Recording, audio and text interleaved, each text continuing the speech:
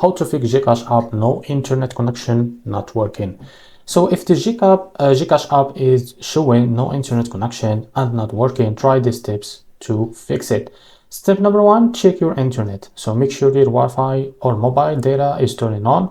Open YouTube or Google to see if the internet is working. Now after that, if the internet is slow, try restarting your Wi-Fi or switching to mobile data. Step number two, restart your phone. Turn off your phone and turn it on and turn it back on. So open the GCash app again and check if it works. Step number three, clear GCash app cache. So go to your phone settings, find apps or application manager, search for GCash and tap on it. Tap on storage and clear the cache. So open GCash again and check it if it works. Step number four, update the GCash app. So open Google Play Store on Android or App Store on iPhone, search for GCash. If there is an updates button, tap on it.